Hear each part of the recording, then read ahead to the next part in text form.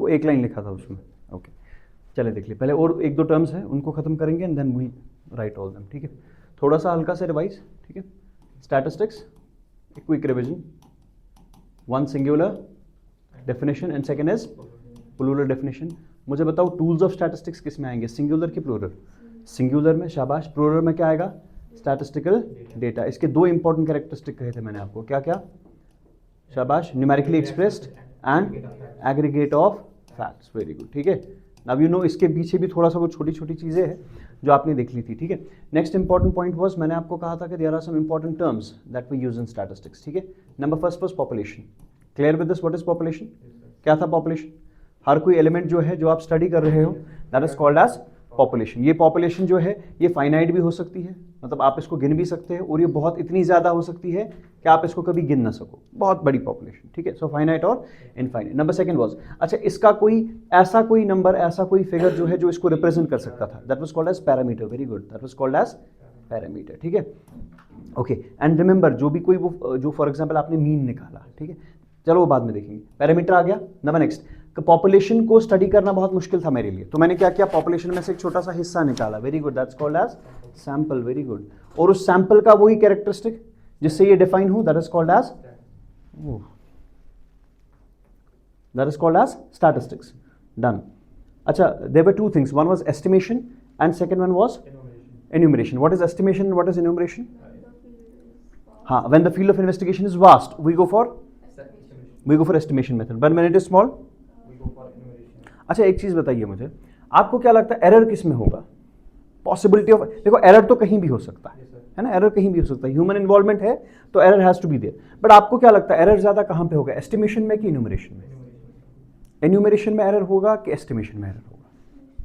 Estimation में error होगा। Y? Because आप पूरे सैंपल में से छोटा सा हिस्सा ले रहे हो, फिर कह रहे हो जो सैंपल में है वही वहां पर होगा, so there is a possibility of error, you are getting the point, ठीक है। कभी, क्योंकि जब एमसीक्यूज आएंगे ना वो इसी बेस पे आएंगे, आपकी इवैल्यूएशन बेस पे, क्या आप इवैल्यूएट कर पा रहे हो चीजों को कि नहीं, ठीक है। You can not expect a simple question कि बताइए when field of investigation is vast will be go for enumeration method और एस्टिमेशन मेथड, वो यही चीजें पूछेगा, ठीक है। अच्छा मुझे बताओ 2 मिनट के लिए हल्का सा, आपने कहा one method is called as enumeration method and second method is called as estimation method. क्या आप मुझे बता सकते हो आपके हिसाब से which one is easy for you to do, enumeration or estimation? Which one is easy for you to do? Easy is estimation. Why? Because आप बड़े में से छोटा सा उठा रहे हो फिर वही कंक्लूड कर रहे हो। एरर कहां पर ज्यादा होगा, enumeration में कि estimation में? Estimation में एरर ज्यादा होगा। Why? Because देखो ये पूरा पॉपुलेशन है, अगर आप हर किसी के बारे में इंफॉर्मेशन निकालोगे ना तो आपका एरर जो है दैट विल बी 0। वो एरर नहीं, प्रैक्टिकली तो एरर होगा, अच्छा सुना सैम्पलिंग एरर। बट अब आप क्या करो, आप बोल रहे हो मैं ये वाला जो ग्रुप है, let me consider this group represents entire population. In that case error will automatically be more and that error is called as sampling error. ये error हमेशा आपका रहता है जब भी आप सैम्पलिंग करते हो, ठीक है। whenever you go for this estimation method you take out a sample, but आपको लगता है कि ये सैंपल हमेशा इस पूरी पॉपुलेशन को exactly represent करेगा, there will be some percentage of उधर इधर, so that उधर margin of error is called as sampling error.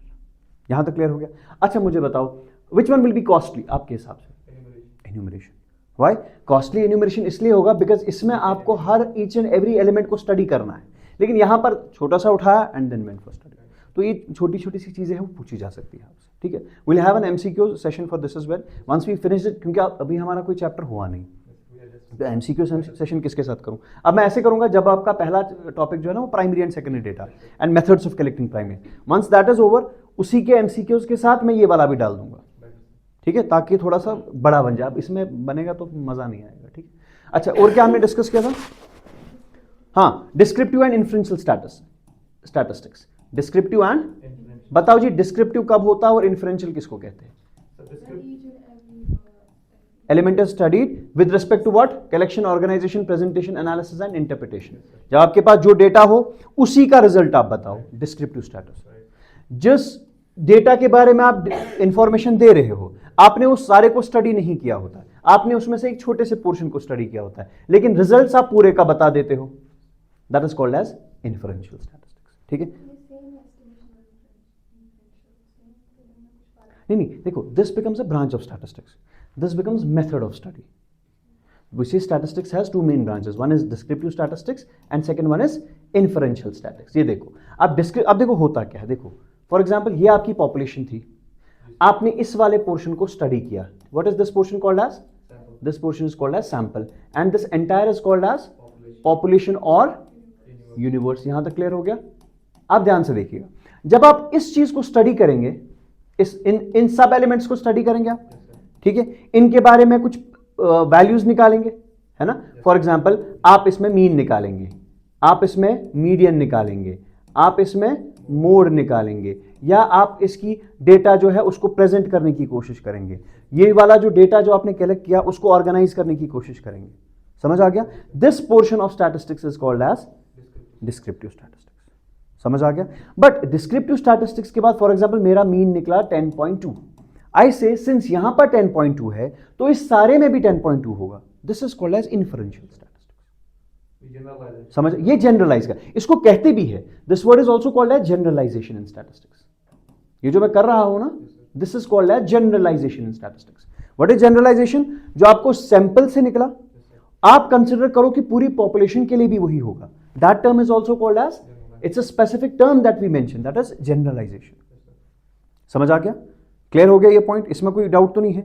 कोशिश करेंगे कि ये वाला डाउट इसमें कोई डाउट ना रहे, because this is very basics. अगर यहां पर डाउट रहना स्टार्ट होगा तो आगे आगे वो मल्टीप्लायर इफेक्ट वो बहुत बड़ा बन जाएगा. ठीक है, तो कोशिश करेंगे कि अपने डाउट्स को जो है वो मिनिमाइज करें. यहां तक प्रॉब्लम तो नहीं? अच्छा मुझे बताइए, late me suppose whether it's a population और अ सैंपल. अब कोई भी चीज है, for example I say this is a group now. अब मैं थोड़ा सा अपनी नॉर्मल टर्मिनोलॉजी से जो है थोड़ा हट के बात करूंगा. ठीक है, दिस इज अ ग्रुप. ठीक, मैं कह रहा हूं सर आप इस ग्रुप को स्टडी कीजिए. ठीक, आपका पहला सवाल क्या होगा? फॉर एग्जाम्पल मैं आपसे कहूंगा बाहर एक ग्रुप है, उनको स्टडी कीजिए. What is the first thing you will ask me? क्या स्टडी करूं? जो चीज आप स्टडी करते हैं उस चीज को हम कहते हैं variable.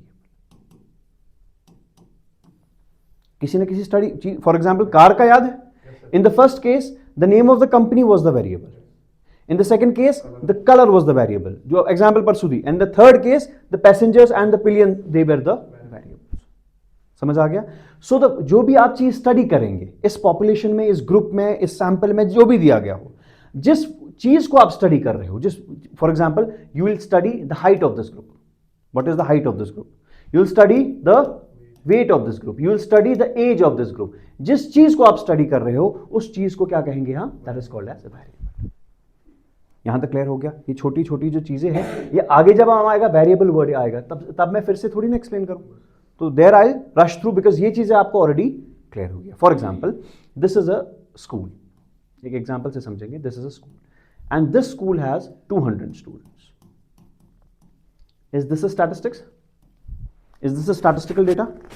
No, this is not a statistical data. अब इन 200 स्टूडेंट्स की जो है for example I will calculate the individual height. हर किसी की अलग अलग से हाइट निकालूंगा और बाद में मैथमेटिकल कैलकुलेशंस करके क्या निकालूंगा? Average height. यहां तक क्लियर हो गया? जब मैं इसकी एवरेज हाइट निकालूंगा, can you tell me in studying these 200 students what was my variable in this case? Which variable I was studying? You will say sir the variable was height. यहां तक clear? अब अगर मैं यही school फिर से ले लूं, again these 200 students, and I'll tell you go and have some information about their height as well as the weight. इन 200 बच्चों का हाइट भी मुझे बता के दो और फिर मैं फॉर एग्जांपल इनका एवरेज हाइट या एवरेज वेट निकालूंगा, जो भी मुझे करना होगा. फिर चाहे मुझे उस डेटा को प्रेजेंट करना हो, मीन निकालना हो, मीडियन निकालना हो, बट फिलहाल के लिए हम एवरेज वर्ड यूज करेंगे, एवरेज. और in statistics we use the word mean. Mean height या मीन वेट निकालना है. So can you tell me what was the variable in this case?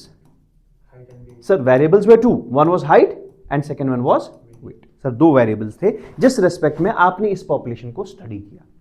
Clear? अब अगर ऐसे होता, मैं कहूंगा नहीं, ये जो 200 स्टूडेंट्स हैं इनमें आप हाइट भी निकालिए, इनकी आप वेट भी बताइए मुझे कितना है इनका वेट, और इनका एज भी बताइए. समझ आ गया? So I am studying this population with respect to how many variables? 3 variables. So in this case number of variables will be 3. कौन कौन सा? Height, weight and age. Variable समझ आ गया ना वर्ड क्या होता है? आप अगर पॉपुलेशन को स्टडी कर रहे हैं उसमें से कौन सा चीज आप चेक कर रहे हो, उसका कौन सा स्टैटिस्टिकल डेटा आपको चाहिए, that parameter is called as variable. उसी चीज को हम क्या कहेंगे? वेरिएबल. अब देखो, अब अगर आप कभी भी सर्वे करेंगे, किसी का भी डेटा इकट्ठा करेंगे, और जब आप जिस वेरिएबल के रिस्पेक्ट में आप स्टडी कर रहे हो that is only one. For example, in the first case when I was evaluating these 200 students, can I say the variable which I was studying was only one? Yes, sir. एक ही variable study कर रहा था. इसको हम कहते हैं univariate. Univariate, one variable, univariate. तो अगर आपको कहेंगे there is a study going on 200 students and we are calculating their average height. This is the type of which data? Univariate. Yes, because एक ही वेरिएबल स्टडी कर रहे हैं. इस case में क्या होगा? हाइट भी चेक कर रहे हो, वेट भी चेक कर रहे हो. वेरिएबल्स कितने हैं? दो वेरिएबल्स है. This is called as bivariate. This is called as what? Bi means what? Two. Variate means variable. दो वेरिएबल स्टडी करो. अब ऐसे ही नाम मिलता जाऊंगा. Tri, tetra, quad, penta, octa variable, ऐसे ही चलता जाएगा. लेकिन हम कहते हैं जब वेरिएबल्स आपके तीन या तीन से वेरिएबल्स आर 3 और more than, we call it multivariate. Multivariate. समझ आ गया sir? Univariate, bivariate and multivariate. क्या होता है यूनिवेरिएट? जब आप स्टडी में जिस ग्रुप को आप सर्वे कर रहे हो उसका आप एक ही वेरिएबल देख रहे हो. फॉर एग्जांपल सिर्फ हाइट चेक कर रहे हो इनकी, तो it's a univariate data. This data जो आपको मिलेगा दिस इज यूनिवेरिएट डेटा. दो चीजें देखोगे बाइवेरिएट, तीन चीजें देखोगे मल्टीवेरिएट. बोल ट्राईवेरिएट भी बोल सकते हैं, but 3 4 5 more than, when it's more than 2, ठीक है, not more than 3, more than 2, दो से ज्यादा, 3 या 3 से ज्यादा, ठीक है. So I will say greater than 2, 3 4 5 6 any value, so that will be called as multivariate. यहां तक क्लियर हो गया? बट देखो सबसे गलती कहां पे करते हो, और जहां ये क्लियर हो गया यहां तक कोई प्रॉब्लम तो नहीं? डन. What is variable? जिस चीज को आप स्टडी कर रहे हो दैट्स वेरिएबल. एक ही वेरिएबल स्टडी कर रहे हो यूनिवेरिएट, दो बाइवेरिएट, तीन मल्टीवेरिएट. बट इसको मैं लिखाऊंगा अभी, ठीक है. There are two things. One is variable, जहां पर आप बच्चे गलत करते हो. One is variable and second one is variate. Is it one and the same thing और these are two different things? These are two different things. अब difference समझो, डिफरेंस समझो तब जाके आपको चीजें क्लियर हो जाएंगी. देखो, आपने कहा this was a group and this was a group of 200 students. मैंने कहा ठीक है सर, ठीक है. so this was my sample, ठीक है. 200 स्टूडेंट्स के जो है आपको जो है इनकी स्टडी करनी है, ठीक है. आपने पूछा मुझे सर किस रेस्पेक्ट में स्टडी करनी है, because statistics should be performed with respect to a predetermined purpose. कल का याद है, कुछ पता होना चाहिए कि क्या. अब मैंने कहा आपको, एक काम करो, हाइट के रिस्पेक्ट में जो है इन 200 बच्चों को जो है इनको स्टडी करो, ठीक है. आपने कहा ठीक है. Now what is this height called as? This height is your variable. यहां तक clear? But this height is going to take some value. For example, आप पहले बच्चे के पास गए, सर आपकी हाइट क्या है? वो बोलेगा sir 5 feet 2 inches. This value that the variable takes is called as variate. बताइए समझ आ गया? वेरिएबल क्या है? वेरिएबल आपका हाइट है, लेकिन हाइट में जो वैल्यू आ जाएगा, height is not the value. This height is going to take some value. इसका कुछ ना कुछ वैल्यू आएगा when you go for the study of these 200 students. समझ आ गया? और सर्वे हमेशा वेरिएबल के रिस्पेक्ट में होता है. जो चीज सेम होती है ना उस पर सर्वे नहीं किया जाता. For example, if I tell you this is class 10th, ठीक है, व्हेन यू इवैल्यूएट या जब आप इसको सर्वे करोगे आप ये नहीं कंसिडर करोगे कि ये क्लास 10th है. आप थोड़ी देखो, मैं आपको कहूंगा दिस इज क्लास 10th, आपको लगता है आप यहां आओगे फिर सबसे पूछोगे किस क्लास में हो, किस क्लास में हो, किस नहीं, because this is a fixed quantity. इसको क्या सर्वे करोगे? सर्वे उस चीज के रिस्पेक्ट में होता है जो क्या होता है? वेरिएबल होता है. And this variable can take any data. It can be 5 feet 2 inches, it can be 5 feet 6 inches. The value that the variable takes, variable जो वैल्यू ले लेगा that is called as variate. समझ आ गया? So I can write it down that the value that a variable takes, जो variable के अंदर data आएगा, इज कॉल्ड एज, इसको बस लिखिएगा बाकी मैं लिखा दूंगा, इज कॉल्ड एज वेरिएट. जो भी वैल्यू आपका वेरिएबल ले लेगा that thing is called as variate. So variate and variable is not a single thing, these are two different things. इसमें क्या करते हैं यूजुअली स्टूडेंट्स, वेरिएट तो होती है, वेरिएबल एक ही बात है, ठीक है, but this is not one of the same thing, these are two different things. Variate means something different and variable means something different. Variable आपका वो कैरेक्टरिस्टिक है जिसको आप स्टडी कर रहे हो, ठीक है, जिसके बारे में आप सर्वे कर रहे हो. That characteristic of a sample which you are going to study. But the value which your variable will take is called as variate.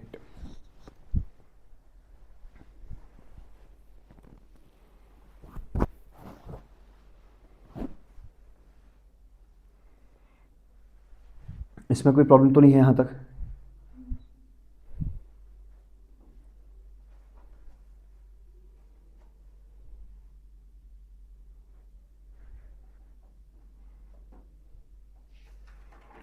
Definition सारी clear? So start writing it now. इसको पहले लिखेंगे फिर आगे पढ़ेंगे, ठीक है? अदरवाइज ये काफ़ी ज़्यादा हो जाएगा, ठीक है? Right down the first one, first definition, that is population और यूनिवर्स. पॉपुलेशन और universe. So write down, it refers to the entire set. It refers to the entire set of individuals. It refers to the entire set of individuals, comma items, comma observations, जो भी इसमें हो, ठीक है? comma observations about which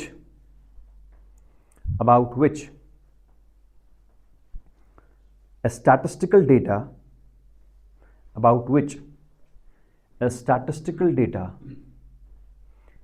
intends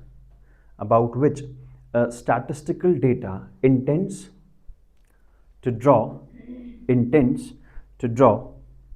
conclusion.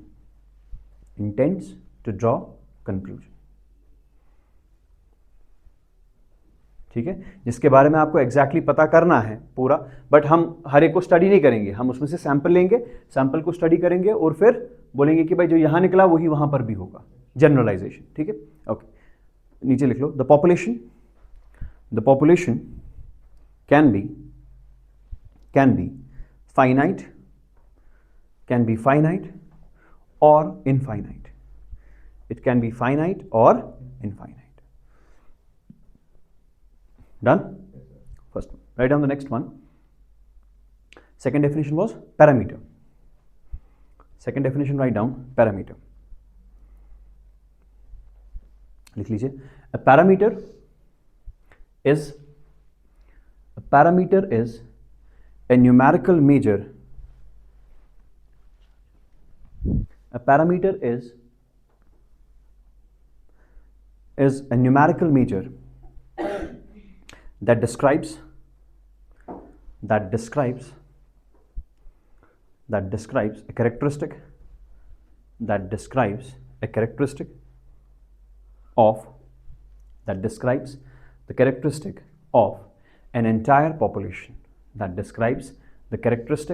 of an entire population. Done? यहां तक कोई यही है ना? जो आपके पॉपुलेशन का जो भी कैरेक्टरिस्टिक हो, दैट्स डिनोटेड बाय पैरामीटर्स. ठीक है? इसको लिख लो. नीचे एक लाइन लिख लो इसमें. They are generally represented by Greek letters. They are generally represented by Greek letters. They are generally represented by Greek letters. For example देखो, अगर ये पॉपुलेशन है, इसमें से आपने छोटा सा सैंपल निकाला. जब आप इस सैंपल का मीन निकालोगे, आप आगे देखोगे जब भी हमें अर्थमेटिक मीन रिप्रेजेंट करना हो, we represented by using X bar. ठीक है? So X is not a Greek letter obviously. ठीक है? बट इससे जब आप इसका कंक्लूजन ड्रॉ करोगे, जनरलाइजेशन पे आप जाओगे, विल से इसका जो मीन था that was mu. Getting the point? We represent the characteristic parameters by usually by. See, I'm not saying always. I'm saying usually by. Sometimes we do it like this. इसको small letter से, इसको capital letter से, ऐसा भी कर सकते हैं. But usually we represent by using. यहां तक क्लियर हो गया? समझ आ गया? कोई डाउट तो नहीं है यहां तक? श्योर? डाउट है कोई? ओके. अब यहां देखो एक बार. अच्छा, रिप्रेजेंटेड बाय ग्रीक लेटर्स, ये चीजें लिखी आपने. अच्छा, मुझे बताओ, ये जो पॉपुलेशन था, ठीक, इसमें इसका एग्जैक्ट डेटा निकालने के लिए आपको क्या करना चाहिए था? हर किसी को स्टडी करना चाहिए था. इन्यूमरेट हर कोई चीज करना चाहिए था. But is it possible? No. हम क्या करते हैं? सैंपल उठाओ, उसकी स्टडी करो, जो निकलेगा वो इसका कंसिडर करते हैं. यस और नो? सो दैट मीन्स इसके जो पैरामीटर्स थे दे आर यूजुअली, मतलब देखो अगर मैं इसको इंडिविजुअली स्टडी करूं तो कुछ ना कुछ वैल्यू आएगा ना. So that value is actually fixed, but do you know that value? That's unknown, because we don't conduct the survey like this. हम इसमें से सिर्फ इस पार्ट का निकालते हैं, एंड बाय यूजिंग जनरलाइजेशन मैं कहता हूं कि जो इधर निकला वही इधर भी होगा. समझ आ गया? बट इसका जो एक्चुअल वैल्यू था that's unknown, but that is, कुछ ना कुछ तो होगा, बट क्या है वो आपको नहीं पता, बट आप जनरलाइजेशन से वो वैल्यू निकालते हैं. समझ आ गया? इस पॉइंट को थोड़ा सा जो अपने दिमाग में रखिएगा, आगे काम आने की चीज. ठीक है, कितनी चीजें हो गई? 2. Right down the third one. तीसरा कौन सा पढ़ा था हमने? हाँ, write down sample. Write down sample लिख लीजिए. Sample is a subset of units. A sample is a subset of units or observations. Subset of units or observations selected from a population. Selected from a population. एक छोटा सा हिस्सा population से निकाला गया हो, that is called as sample. Full stop. A sample is used, इसी के साथ, a sample is used to draw conclusions. A sample is used to draw conclusions about the entire population. About the entire population. About the entire population. एक line में लिखूंगा नीचे, आप देख लीजिए कि ये सही है कि नहीं. ठीक है, नीचे लिख लीजिए. A population is described by parameter. A population is described by parameter while a sample is described by statistics. While a sample is described by statistics. बताओ सही है कि नहीं? है ना? अगर आपको पॉपुलेशन को कैरेक्टराइज करना है, you will do it by using the word parameter. लेकिन अगर आपको सैंपल के बारे में ऐसा ही बोलना है, उस कैरेक्टरिस्टिक को एक्सप्लेन करना है, वहां पर आप पैरामीटर वर्ड यूज नहीं करेंगे, वहां पर आप यूज करेंगे स्टैटिस्टिक्स और सैंपल स्टैटिस्टिक्स. दोनों आप लिख सकते हो, स्टैटिस्टिक्स और sample statistics, but we usually use the word statistics और sample statistics. Write down the next one, statistics. ठीक है, ऑल्दो ये एक्सप्लेन हो गया आप इस लाइन से स्टैटिस्टिक्स होता क्या है, तो भी अलग लिख लीजिए. Write down statistics. It is the characteristic that defines the sample. It's a characteristic that defines the sample.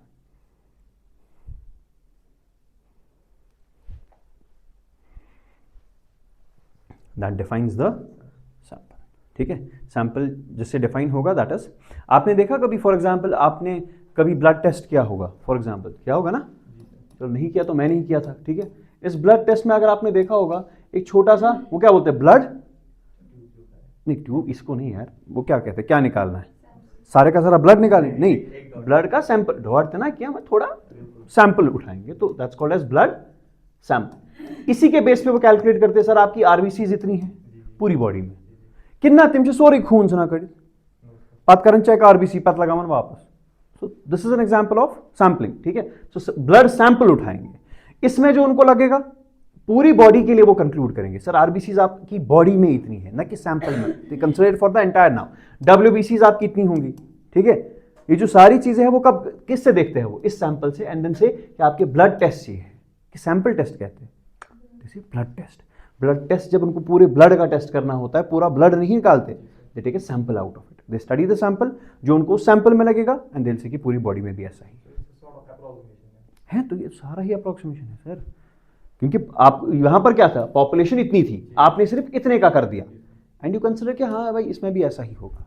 समझ, तो अच्छा ना बना, that word is called as generalization. Generalization means आपको कोई चीज निकला, you generalize the things. For example मैंने आपको देखा, let me suppose you are from place ABC, ठीक, मैंने आपके साथ, मुझे आप बहुत अच्छे आदमी लगे, ठीक है, मैं कह रहा हूं कि since this person is from Pulwama for example, is from, ये अच्छा है तो पुलवामा के सारे अच्छे होंगे, generalization, this thing is called as generalizing the things, ठीक है। Okay, write down next one, enumeration and estimation, enumeration and estimation, लिख लीजिए। Enumeration is the statistical process. Enumeration is the statistical process of collecting information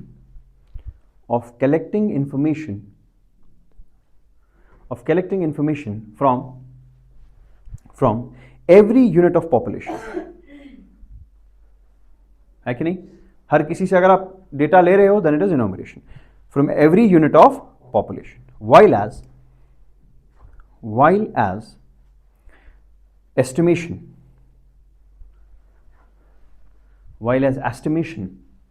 is the process of using sample data to approximate, word use, to approximate population parameters. To approximate population parameters को approximately बोलने के लिए we use what? Estimation. समझ आ गया कि नहीं? Enumeration में हर किसी के पास चले जाओ और बताओ भाई क्या हो रहा है, और enumeration में हर किसी के पास। आप थोड़ा सा एक टेबल बनाइएगा ऐसे, लेट मी सी कि आपको चीजें कितनी क्लियर हो। Write this as estimation and this as enumeration, and this, right, number first, coverage, and you tell me what will be the answer of this. बताइए एस्टिमेशन में आपकी कवरेज क्या होती है, आप किसको कवर करते हो? Sample, you cover sample in this case, yes or no? But in this case what is your coverage? It's entire population. ठीक है, right down the next one, that is method, या पहले लिखो एक्यूरेसी लिखो। बताइए accuracy किसकी होगी? Enumeration की। दिस इज एग्जैक्ट, इसमें कोई प्रॉब्लम नहीं है कि नहीं? आप खुद आपको क्या है, जितना आप अप्रोक्सीमेट चीजें करोगे उतना ही चीजें जो है वो चेंज होने लगेगी, और यहां पर क्या है? approximate. This one is approximate. शाबाश।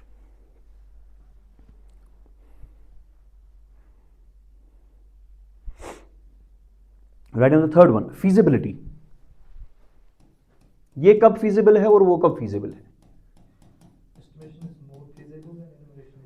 नहीं, वो तो ठीक है, बट कब? When will you prefer? That type, I am talking about that sense, कि आप कब इस प्रेफर करोगे एस्टिमेशन को?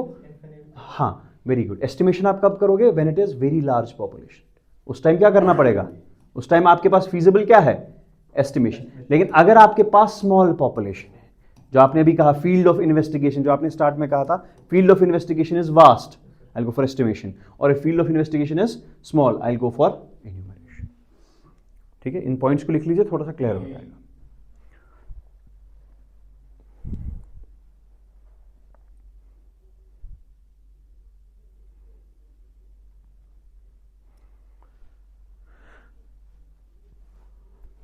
डन? अच्छा मुझे बताइए, इसमें से कौन सा आपको लगता है ज्यादा कौन सा यूज होता होगा? एस्टिमेशन ज्यादा यूज होता है। So can I say this one is widely used? Yes और no? Can I say this one has a limited use? क्योंकि ज्यादा यूज नहीं होगा, क्योंकि इसके लिए आपको हर किसी एलिमेंट को जो है वो स्टडी करना है, तब जाके आप बोल पाओगे। यस और नो? शाबाश, चले। अच्छा मुझे बताइए, ये जो आपका इसके रिस्पेक्ट में बताइए, with respect to cost and time, estimation में ज्यादा कॉस्ट लगेगा?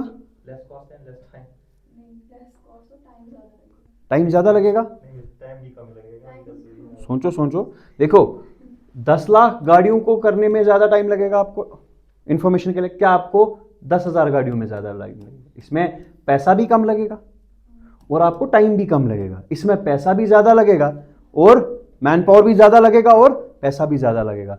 सो कॉस्ट एंड टाइम इसमें क्या होते हैं? लेस, और इसमें हाई। यही सवाल आते हैं फिर बाद में, ठीक है। आपको बोलेंगे इन्यूमरेशन जो है it involves less cost while estimation involves more cost, is it true और फॉल्स?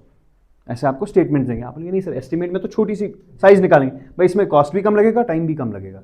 और इन्यूमरेशन में, अच्छा do you know what is that method called as, जिसमें आप हर किसी बंदे के पास चले जाते हो एंड देन यू,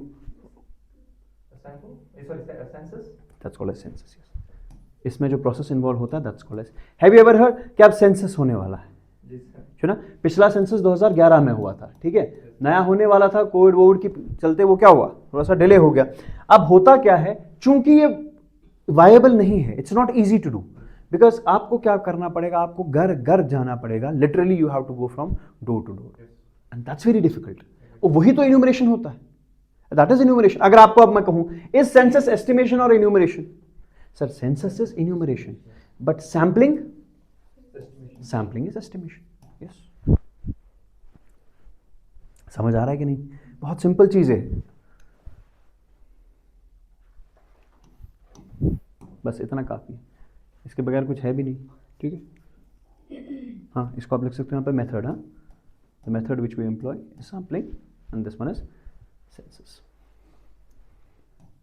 इसको यूज लिख लो, डन।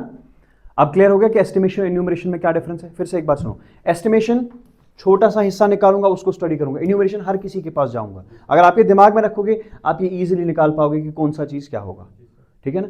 कवरेज नहीं भाई, सैंपल पूरे ग्रुप के साथ। एक्यूरेसी, जब आप हर किसी के पास जाओगे you will be more exact, but जब आप एस्टिमेशन वाला लगाओगे कि शायद ऐसा ही होगा, जनरलाइज करोगे तो अप्रॉक्सीमेट रिजल्ट निकलेगा। फिजिबिलिटी तब मैं इस्तेमाल करूंगा जब लार्ज, मैंने आपको कल भी कहा, मैंने कहा अंदर क्लास में जाओ 10 स्टूडेंट्स हैं तो करीब आते थे सैम्पलिंग, हर किसी के पास जाएंगे तो इन्यूमरेशन। जब स्मॉल पॉपुलेशन है you go for enumeration. Uses बहुत ज्यादा यूज होगा बिकॉज यूजुअली जब भी स्टैटिस्टिकल डेटा होता है एक बहुत बड़ी पॉपुलेशन का हो, limited use. Cost and time less, high. Method sampling and, यहां तक क्लियर हो गया। So write down the next one, that is variable. Write down the next one, that is variable. So write down, it is the characteristic of a unit. It is the characteristic of a unit that is being analyzed. It's the characteristic of a unit. मतलब आपके पास ये class था, इसमें 200 students थे, so now how many units were there? 200। इनका कौन सा characteristic आप स्टडी कर रहे हो, उसी चीज को क्या कहेंगे हम, दैट इज कॉल्ड एज, क्या लिखा आपने? It is the characteristic of a that can take, that is being analysed. Okay, so write down the variable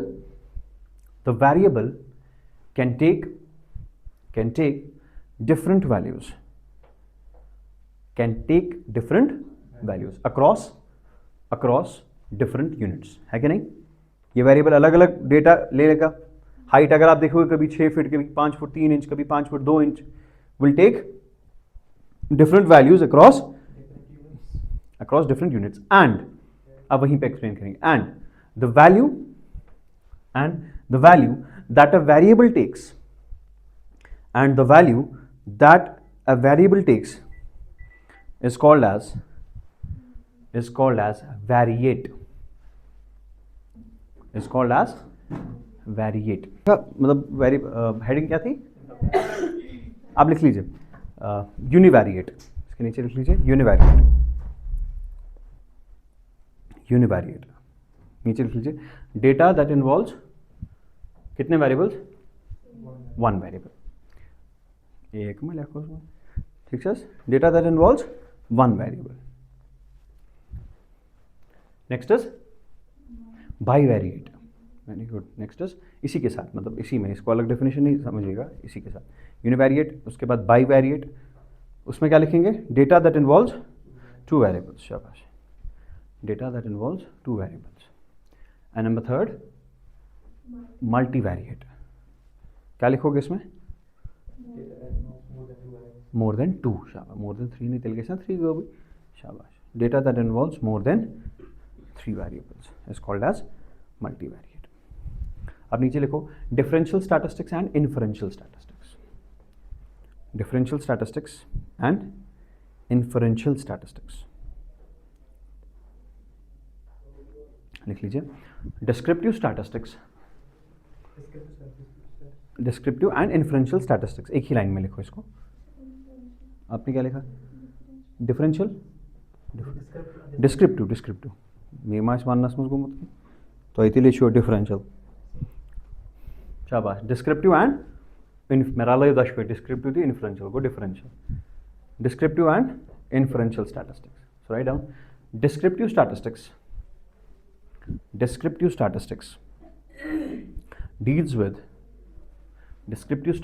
deals with the collection, organization, presentation, analysis, and interpretation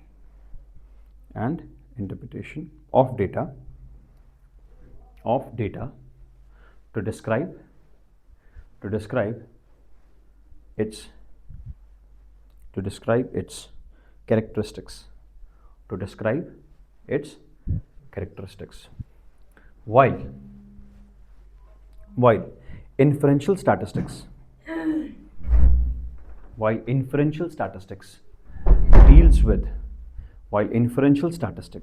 deals with drawing conclusions or making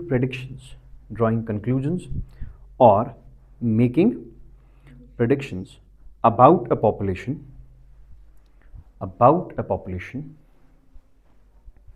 based on the information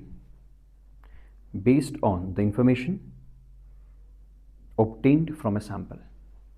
Based on the information, क्या लिखा आपने? Obtained from a sample.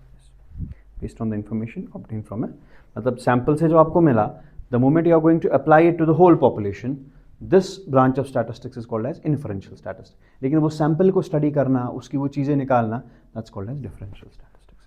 यहाँ तक clear हो गया? और तो कोई definition नहीं पढ़ा था ना इसके बगैर? इतना ही था ना? अच्छा कुछ चीज़ें हैं जो मुझे आप बताइएगा.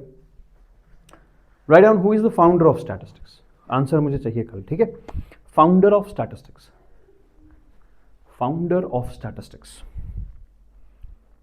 ठीक, कभी कभी पूछ सकते हैं, ठीक है? Founder of statistics, ये मुझे बताना. Next is father of statistics. May be आप मुझे इसके लिए दो आंसर्स लेके आए, ठीक है? फिर मैं दोनों में से आपको एक बता दूंगा, ठीक है? क्या लिखा? Founder of statistics, father of statistics and who coined the term statistics. ये 3 चीज़ है, ठीक है? थोड़ा सा who coined the term statistics. अब मुझे याद है, मैं कह भी सकता हूँ, लिखा भी सकता हूँ, बट बेटर है कि मैं कल आपसे पूछूं, ठीक है? ओके, ठीक. ये तो क्वेश्चन इसमें पूछ सकते हैं. एंड हाँ, ठीक, डन विद दिस. ओके, अच्छा एक चीज़ है, इंपॉर्टेंट एक चीज़ है. Okay, what is data? ये बताओ जरा, व्हाट इज डेटा? आप इसको स्टैटिस्टिक्स से थोड़ा अलग करना. हाँ, मसला है, बताओ. अच्छा मुझे बताओ, एक second. X is a person, ठीक है? He is male. Is this a data? ना छोड़ो उसको, इसमें देखो हम अभी स्टैटिस्टिक्स छोड़ो 2 मिनट के लिए, मुझे बस डेटा की बात करो. ये मेल, ये तो है डेटा बेचारा, बिचोर इसका is conversation data. Y is female, अब ये भी है, ऑब्वियसली दिस इज डेटा, ठीक है? X is married to Y, this is also a data. कोई भी information, any piece of information is called as data. ये देखो, these 3 figures, it's also data. Information है, फिगर्स है. लेमैन में क्या है? ना ना ना, data data, I am not talking about, देखो इसीलिए मैंने स्टैटिस्टिकल डेटा को अलग दिन पढ़ा, वो डेटा को अब अलग दिन पढ़ाऊंगा ताकि आप मिक्स न करो। स्टैटिस्टिकल डेटा की दो कंडीशन, डेटा कोई भी हो सकता है। पहले ये देखो, figure, information, X is having 20,000 rupees, data, Y is having 10,000 and X is having 20,000. So this is all data. Data means nothing but facts, figures, जो भी चीजें हैं, मतलब जो भी आपको लगेगा this is information, ठीक है। But then we say that whenever we are having these facts, figures, numbers, ठीक है, pictures, this is in raw form. Its raw form is called as data. Raw form में किसी भी information, किसी भी चीज को, किसी भी नंबर को, किसी भी ऑब्जेक्ट को, किसी भी ड्राइंग, कोई भी जो आपको, फॉर एग्जांपल आप ऑब्जर्व करोगे कुछ चीजें and you start writing it over here, this is data, but this data is of no use. अब आप उसमें देखोगे इसको हम प्रोसेस कैसे करें, ठीक है। The processed form of data is called as information. Data means anything, कोई भी चीज। I am wearing black jacket, this is data. But क्या ये चीज आपको लगेगा कि नहीं? मैं अपने बारे में आपको फॉर एग्जाम्पल 100 चीजें बताऊंगा, ध्यान से सुनिएगा।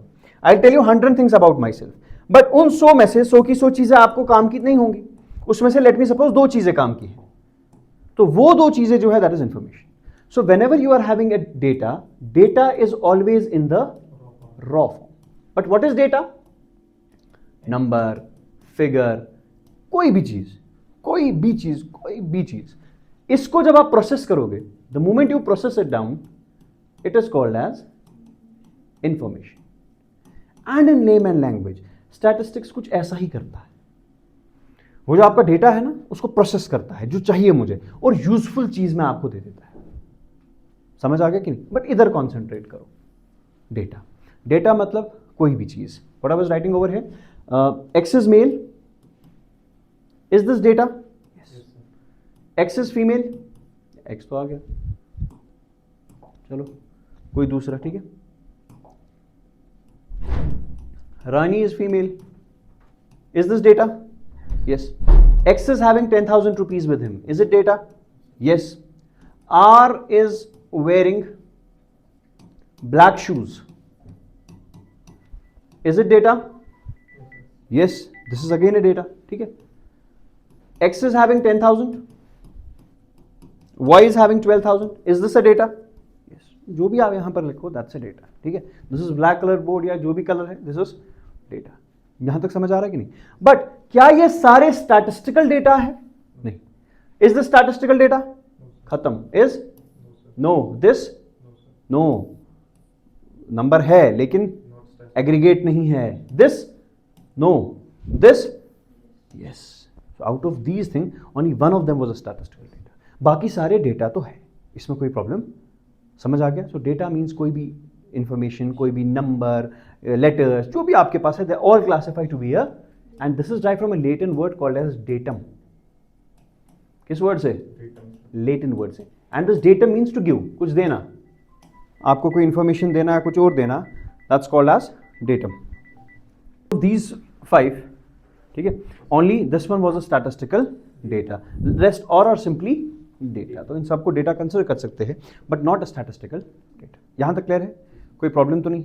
अब जरा एक बात बताइए मुझे, आपने जो है कल एक चीज आपको ये समझ आ गया था कि आपका ये जो डेटा है, अब देखो डेटा मैंने बात की, ठीक है, it can be either a qualitative data, yes और नो, और it can be a quantitative data, yes और no.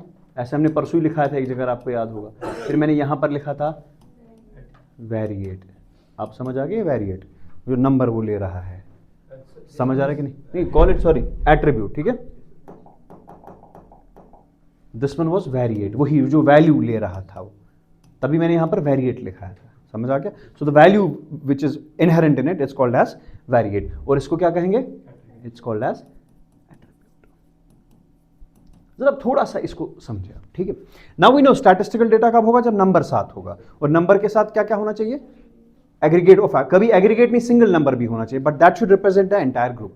The average weight of students is 21 kg, statistical data, single data है लेकिन स्टैटिस्टिक्स है, ठीक है। अब मुझे एक चीज बताओ, फॉर एग्जाम्पल, ये थोड़ा सा ध्यान से देखना, ठीक है। For example, I will say sir you go and have a survey on the basis of gender, ठीक, on the basis of gender. तो आप गए, आपने लेट मी सपोज 100 स्टूडेंट्स का सर्वे किया, तो आपने जेंडर के बेस पे जो है कौन मेल है कौन फीमेल है आपने वो इन्फॉर्मेशन लाई, ठीक है। फॉर एग्जाम्पल जेंडर में क्या होगा, इधर इट विल बी मेल और इग्नोरिंग ऑल अदर थिंग्स, ठीक है, मेल और ठीक, ये दो चीज़ें आपके पास आ जाएंगी। But can you tell me, क्या आपके पास कोई वैल्यू आएगा the moment you survey these 200 students? ध्यान से देखो, you surveyed on the basis of male and you are getting for example 120 male and female is 80, ठीक। but do you think this 120 and 80 इनके साथ आप कोई कैलकुलेशन कर पाओगे फर्दर?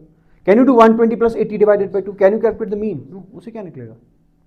सो यहां पर क्या निकलता है, कुछ डेटा कभी ऐसा होता है जिसमें क्या निकलता है, सब पार्ट्स निकलते हैं, मेल या female. For example I say what is their eye colour, आपको लगता है कोई नंबर निकलेगा? Is any number associated with it? No. क्या निकलेगा, या तो ब्लैक निकलेगा, ठीक है, या ब्राउन निकलेगा, जो भी निकलेगा, या ग्रीन निकलेगा, जो भी निकलेगा, ठीक है। अब ये चीज वैल्यू निकलेगा। अच्छा, can you tell me out of this male and female which one is there a ranking between male and female? Is there a ranking between black, brown and green? कौन सा पहला होगा, कौन सा सेकंड होगा? तो कभी डेटा ऐसा आता है जिसमें कोई भी रैंकिंग, नो रैंकिंग, ना तो रैंकिंग होगी ना उसका कुछ वैल्यू होगा। क्या मेल का कोई वैल्यू है? वो वैल्यू नहीं, मैं कह रहा हूं इनहेरेंट वैल्यू। फीमेल का कोई वैल्यू नहीं। Black, brown and green, is there any value associated with? Is there ranking? क्या इसमें रैंकिंग है कि पहले मेल आना चाहिए फिर फीमेल, या पहले ब्लैक कलर आइज फिर ब्राउन फिर ग्रीन? ऐसा कोई भी रैंकिंग जो है वो नहीं है। तो कभी कभी आपका डेटा इस टाइप का होता है, बस देखिएगा and then I make you explain this. कभी कभी डेटा ऐसा होता है, ये तो एक डेटा हो गया। कभी डेटा ऐसा होता है, for example I tell you, अच्छा उधर आ जाओ, परसों याद है मैंने आपको कहा था there is something called as जो ऐसे रेटिंग्स, ठीक है कि नहीं? For example ratings is 1 to 5, ठीक, 1 star rating, 2 star rating, 3 star rating, 4 star and 5 star. Can you tell me which one is firstly placed? पहली रैंकिंग कौन सी होगी? First. 5 star ranking is the best, उसके नीचे 4 स्टार, फिर third, फिर second, फिर, तो वैल्यूज तो क्या ये इनहेरेंट वैल्यूज है? For example what was the taste of the food? There were 5 stars, ठीक है, 1 2 3 4 5, ठीक है। How was the ambience? आपको कैसा लगा वहां बैठ के? इसमें भी आपको ऐसे अवेलेबिलिटी है कुछ देने की, ठीक है। तो मैंने क्या किया, टेस्ट को मैंने 3 स्टार दिया और एम्बियंस को मैंने दिया 4 star. Now can I do 3 + 4 = 7? नहीं, क्योंकि इनहेरेंट वैल्यू तो नहीं है ना इसमें, बट रैंकिंग है। Ranking, if someone gives 4 star to ambience and someone gives 5 star to ambience, तो 5 star is good as compare to the 4 star. So ranking is there. यहां पर कोई रैंकिंग था? Black is good, brown is the second highest, ऐसा कुछ नहीं था। Male is the first one, female, कुछ नहीं था। लेकिन कभी कभी डेटा ऐसे आता है, देखो this is also qualitative data, yes और no? This is also qualitative data, this is also, है ना? अच्छा, कभी मुझे बताओ, for example have you for example issue result, score card, ठीक, रैंक 1, रैंक 2, रैंक 1 है, let me suppose Shah has got first rank, ठीक है, Adil has got second rank, rank 3 Asim has got rank 3 and so on, ठीक है। ये हमने ranks आपके पास दे दिए। Now can you tell me, is order given over here? क्या ऑर्डर है? Do you know which one is first, second, third? और इसका मतलब भी है कि रैंक 1 मींस हाईएस्ट, रैंक 2 मतलब उसके बाद, रैंक 3 मतलब, क्या आप ऐसा कर सकते हो rank 1 + rank 3 is equal to rank 4? इसका वैल्यू है 1 इसमें? No, he has not got a inherent value, but you are giving a rank to him. Ranking में ऑर्डर है बट वैल्यू नहीं है। ये बताओ समझ आ गया कि नहीं? ध्यान से समझो।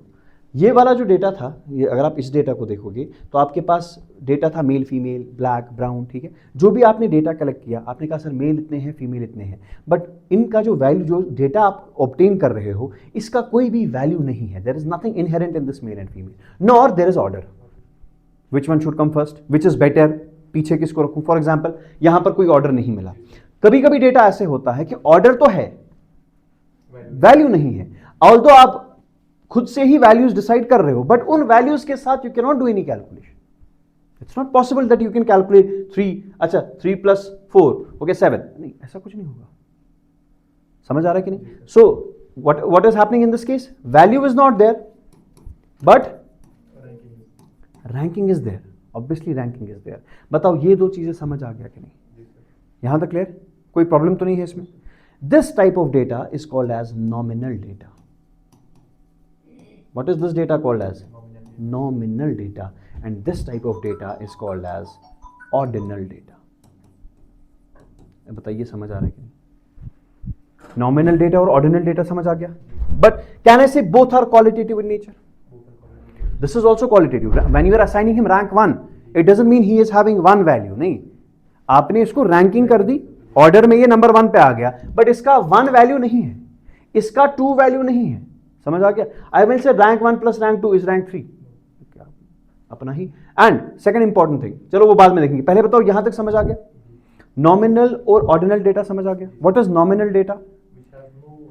विच has no ranking, no value, ना कोई रैंक होगा ना कोई वैल्यू होगा. ऑर्डिनल डेटा में क्या होगा? वैल्यू नहीं होगा, कुछ इनहेरेंट वैल्यू जो आप असाइन करते हो वो वैल्यू इसमें होता नहीं, बट क्या होता है? रैंक होता है. ये समझ आ रहा है कि नहीं? यहां तक क्लियर है? Just try to draw this diagram, I make you to write this. But can I say this fact, nominal and ordinal are types of qualitative data. Yes और नो? चलिए बना दीजिए diagram, I make you to write this.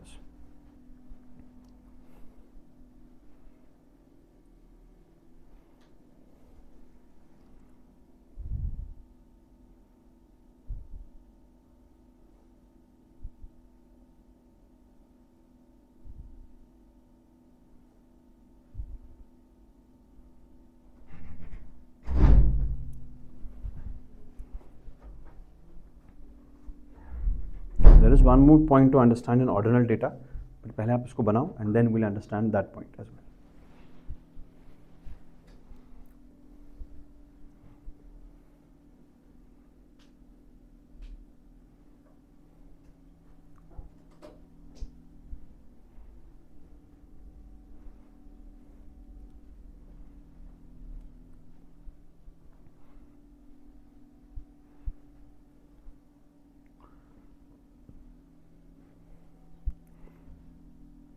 पहले समझिएगा फिर लिख लेना, ठीक है? Because this is very important. Because जो आगे आने वाली चैप्टर्स है, there things will become very easy for you. आपको अब खुद समझ आएगा कि किस डेटा के लिए मुझे क्या क्या करना पड़ेगा. Although when we study this in statistics, there is a separate heading for it called as measurements of scale. But उसका वहाँ पर मकसद क्या है वो मैं आपको बता दूंगा. बट पहले आप ये चीज़ समझें, नॉमिनल किसको कहते हैं और ऑर्डिनल किसको कहते हैं. Nominal means no rank, no order, कुछ भी नहीं, कोई भी चीज़ इसमें नहीं है. You can only categorise it. इसके बगैर कुछ कर सकते हो? मेल अलग फीमेल अलग, कैटेगराइजेशन बस. यहाँ पर रैंकिंग, नेचुरल रैंकिंग ऑटोमेटिकली आ जाएगी, ठीक है? फॉर एग्जाम्पल इफ आई से गुड, बेटर और बेस्ट, सबसे पहले गुड आएगा, फिर बेटर, फिर उससे अच्छा तो बेस्ट. तो ऑर्डर इज देयर. वैल्यू तो दोनों में ही नहीं है. इसमें रैंक था, इसमें रैंक नहीं था.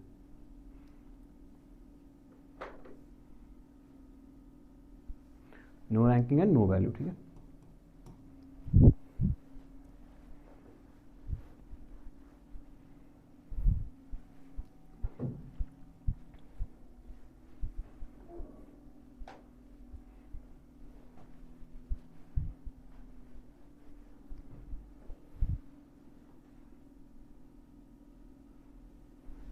Done?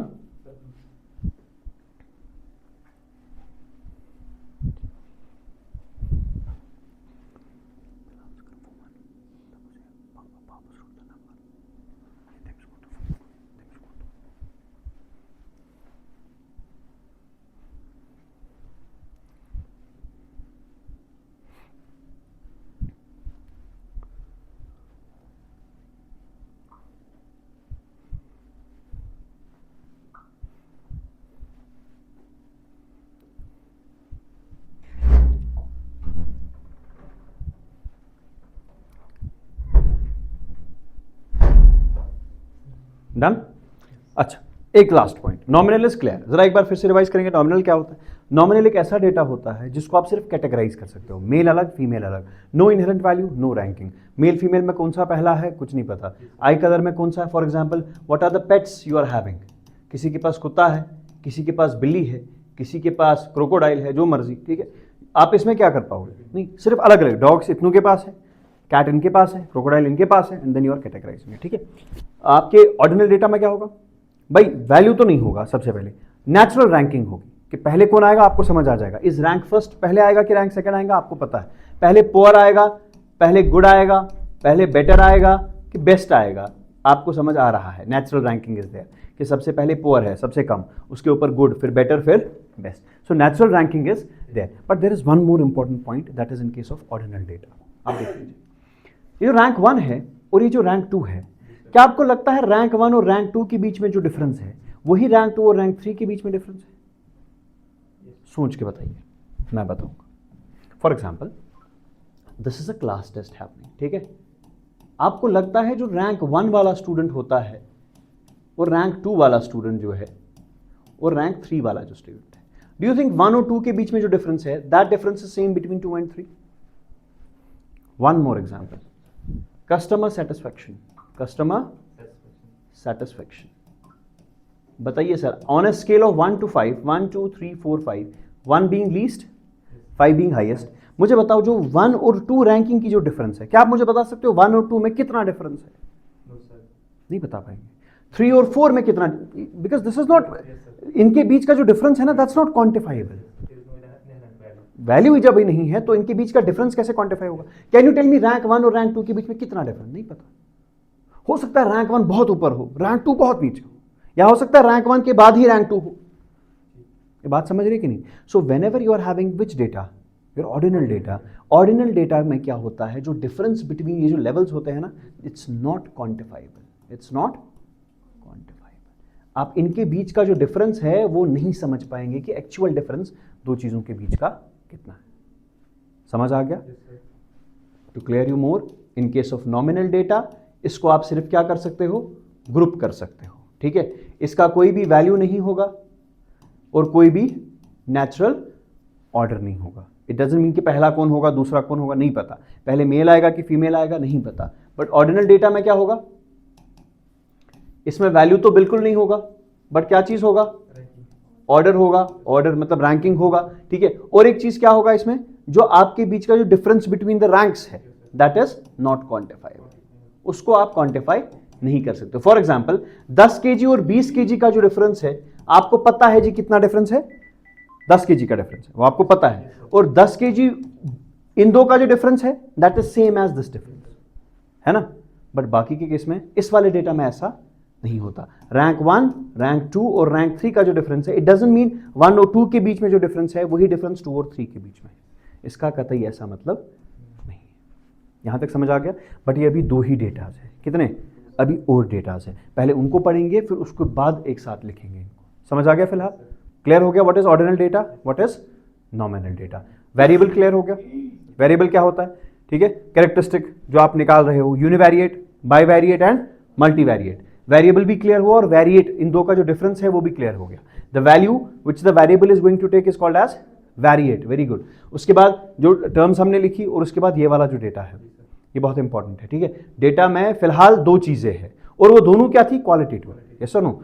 Ordinal, nominal was also qualitative, ordinal was also, दोनों क्वालिटेटिव की बात हो रही है। One is called as nominal data and second one is called as ordinal data. यहां तक clear? Homework for you, write down, give me 2 or 3 or 4 points regarding what is the limitation of statistics. आपको क्या लगता है limitation statistics के साथ क्या problem है? Just analyse it yourself and then write it down, ठीक है। आपको पता वो अप्रॉक्सीमेट रिजल्ट्स दे रहा है, ठीक है। कभी कभी ऐसा हो सकता है कि अगर आप सैम्पलिंग गलत ले लो तो पूरा डेटा गलत हो सकता है, और it can be misleading as well. Why misleading? For example, अच्छा अगर फॉर एग्जांपल जो डेटा कलेक्ट कर रहा हो, अगर वो सही तरीके से डेटा कलेक्ट ना करे तो सारा का सारा जो है वो खराब हो सकता है, ठीक। So just right few points about it, rest will discuss tomorrow इंशाल्लाह।